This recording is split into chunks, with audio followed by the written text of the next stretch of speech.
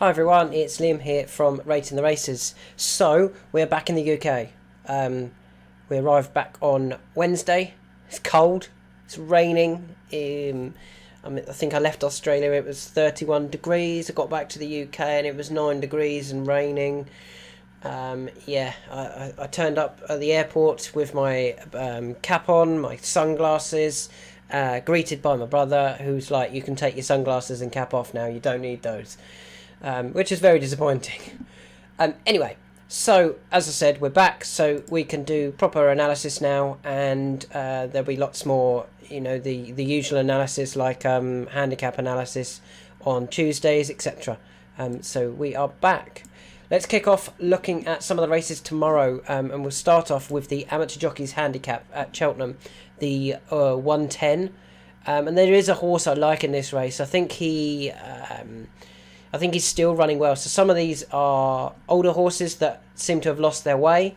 The likes of Captain Nor, to a degree, Chambard. There is a horse that I think is well handicapped that I actually think... I think he's well handicapped, but I also think he's showing some decent form still. And that horse is T Clipper. So T Clipper last season ran in the Ultima. Over 3 mile 1.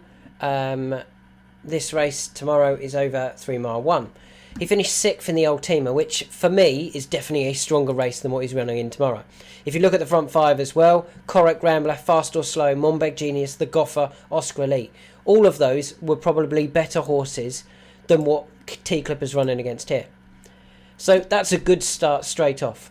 We've then, he's had a run. So he's come back, he finished 2nd at Chepstow. He finished 2nd at Chepstow last year as well on his return, before finishing 3rd in the London Gold Cup. Now, again, this isn't the London Gold Cup. This is an easier race than the London Gold Cup. Let's actually just have a quick check of that. London Gold Cup was for horses rated up to 148. T Clipper on the day was rated 145. Tomorrow, the best horse in this race is Latitude, rated 139. And T Clipper is only rated 136. So it's an easier race. He's better handicapped. This is clearly a good time of year. He's got Cheltenham form. And he's got Will Biddick on board. Now, we all know that Will Biddick is a really good jockey. He rides the track reasonably well. Let's just have a look at his stats at the track. Where is he? T Clipper. Here we go. So he's 5% strike rate. So he has had a win and 5 places. Now, that's not obviously amazing. But as you can see, he is a decent jockey compared to some of the others in this race who are quite moderate jockeys. He's one of the better point-to-point jockeys. And yeah, I'd be very, very hopeful of a big run. I mean, he went off favourite last time out for the Native River Handicap, beaten by Stolen Silver. Again, nothing really wrong with that. Stolen Silver was rated 150 anyway. He had previously won at Cheltenham in a Grade 2 limited handicap. So that was good form. And yeah, I think this is an easier race. And I'd be very disappointed if T Clipper doesn't run a really big race here. Currently get 10 to 1 about him. What's this new one that's appeared here? Midnight? What's that, like Fortnite? Or you can only place bets at midnight and then you get restricted at 12:05? I don't know. But yeah, I won't be looking at those odds. But yeah, you can get 10 to 1 about T Clipper, and I think that's a fair price for a horse that is in form, good second, is well handicapped, runs off 136. He actually dropped £2 for that second. Has good form at this time of year last year in a better race. So he is my first selection of the day at Cheltenham in the 110. We're then going to move on to the Paddy Power, and I think the ratings have got this right. I think the Real Whacker is the one to beat, and there's a couple of reasons I really like the Real Whacker. So the Real Whacker won the Brown Advisory, the 3 mile, formerly RSA Chase, beating Jerry Colombe with Brombach in 3rd. Now, 4th was Iron Maximus, who's come out and won the Irish National.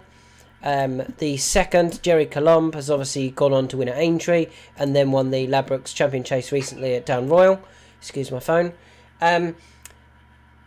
So, that was a decent effort from the Real Whacker to beat those. That's proper Grade 1 form. And the fact that he won over 3 miles and he went forward and made all the running, if they allow him an easy lead here, I don't think they'll get close to him. He's a grade 1 horse running in a handicap over a trip that should allow him to go forward and try and make all the running. He's rated 162, which suggests, and this is likely to be his only handicap run of the season. So there's no reason to try and, we'll look after him sort of thing. They're going to be running in graded races for the rest of the season, but they think they can take this en route. It's 90 grand for winning it, nothing wrong with that. Just all Sam's got to do is go forward, pop him out, keep jumping, and I don't think he will get past. I know Stage Star probably has this 2.5 mile form, but I think the Real Whacker can outstay him. Similarly, Not Long Till May was second to Stage Star. I think that was a bit of a fluke, finishing second, to be honest, at Cheltenham. A lot of the other ones are handicappers. One who is a handicapper that I do think could go well is Fugitive. Now, he's obviously got some really good form at Cheltenham. Second to Seddon in the plate at the festival. Second to Il Ridotto in January at Cheltenham. Second to Amarillo Sky in November at Cheltenham. This is his trip. This is his track. And interestingly, they've put the cheek pieces on. Now, I had a bit of an argument with his owner last season about Fugitive, who did look like he ducked in on his 2 seconds behind Seddon and... who did I just say? Seddon and Il Ridotto. I think he did give up late on. Maybe if those cheek pieces work, they could be enough to see him that actually his handicap mark of 153 is a win. He could win off it. Granted, he hasn't won off 149 and 143, so why can he win off 153? Maybe if the cheek pieces help. I think the fact that the Real Whacker is likely to go forward, we could see Stage Star go forward, we could see a few of them go forward. That should mean Fugitive, who Unexpected Party could also go forward. Fugitive, who is a strong traveller, could be weighted out the back and pick them off if they are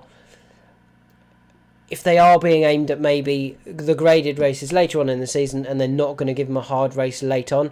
Fugitive, he's not going to be good enough for the graded races at the end of the season, so he could be one that is more ready for this than the Real Whacker and Stage Star and Co.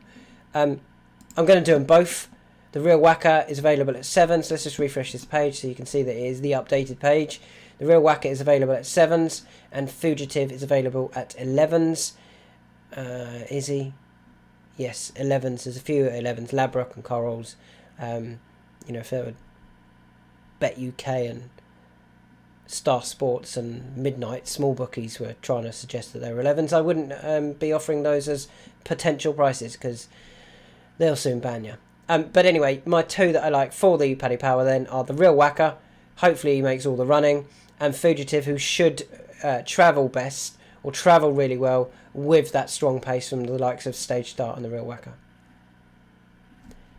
One more at Cheltenham. It's in the 3:30 at Cheltenham. It is the handicap hurdle over 2 mile 5. I think the one I like here is the potential horse who's surely better than this. Springwell Bay. So Springwell Bay, as you can see by the R figures, has been performing to a good level. 3 consecutive 143 pluses. Grey Name can do it occasionally, but can also run moderately. Rock My Way doesn't look like he's progressed from, I think, when he beat Pembroke. But Springwell Bay off 137, I think John Joe is running him here because we can win that race before going on to better races. It's not Grey Name, is it? It's Gienyame. But anyway, Springwell Bay, I think, will take all of the beating here. Hopefully he's tuned up for this. He can win this and then go on to bigger and better things. I think there's quite a few moderate handicappers in this. Springwell Bay is not that. His 6th in the at Aintree in a Grade 1 was fine. He's won a decent race at Wetherby, and he also has a nice handicap win at Ascot. A novice hurdle win at Ascot, where you generally find the better horses do run. So Springwell Bay would be my final one at Cheltenham. He's priced accordingly. He's only 2 to 1, but I think that's the correct price about him. the correct price about him, and I think he will take all of the beating there. 2 more to go, and they're both at Navan. Now, the first one people are going to hate because he's very inconsistent. It's Bob Olinger.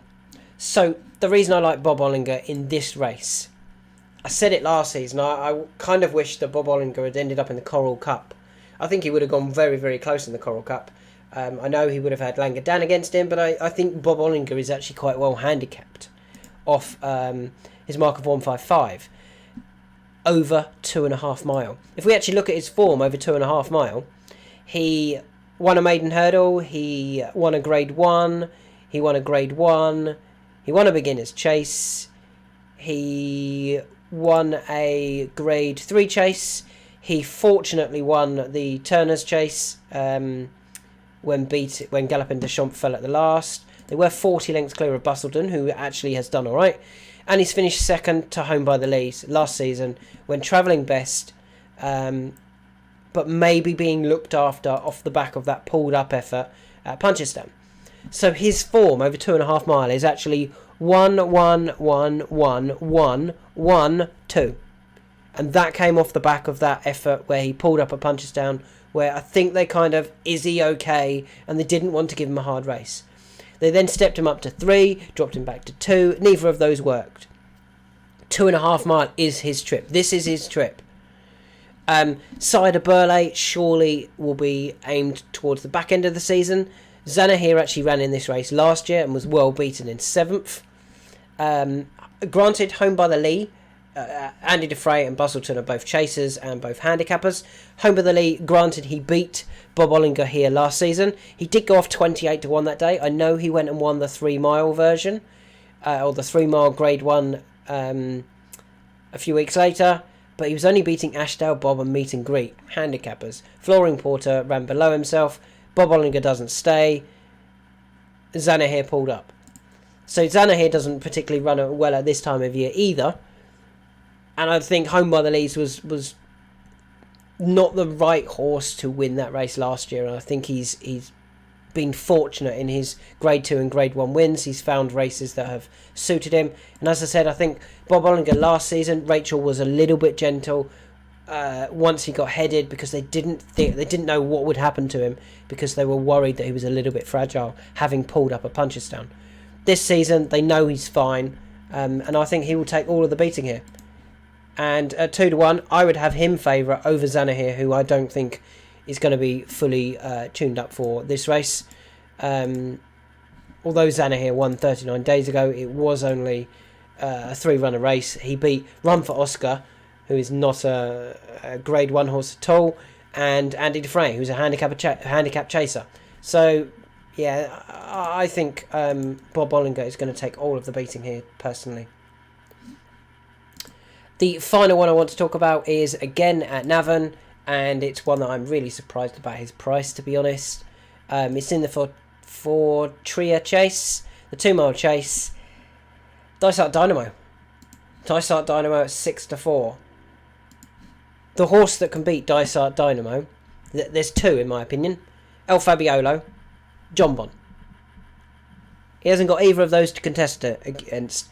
He doesn't need to go stupidly hard from the front, and even if he does, I don't think the others will catch him. Saint War travels well but doesn't always pick up. Riviere de Tail, Captain Guinness, Now Where or When, I don't think are good enough.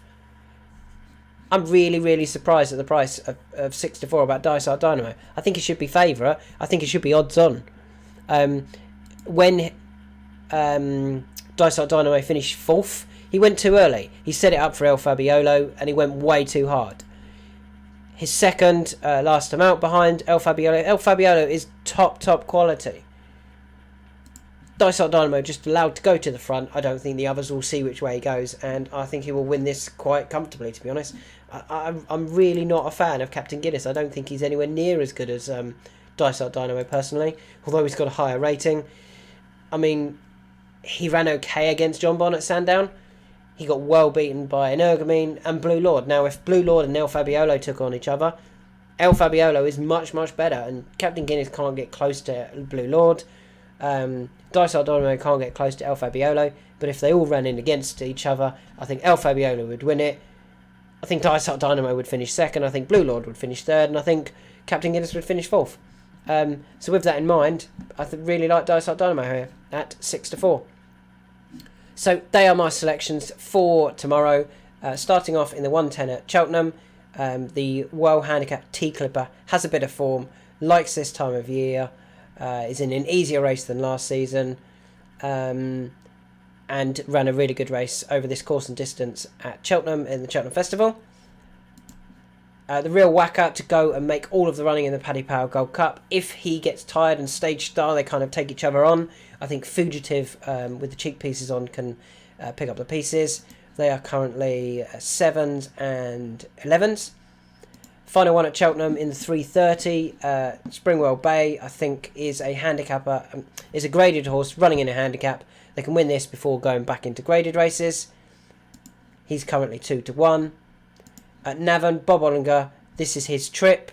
I think he will reverse the form of Home by the Lee because they will be a little bit harder on him. Zana here, I don't think, this definitely won't be his main target for the season.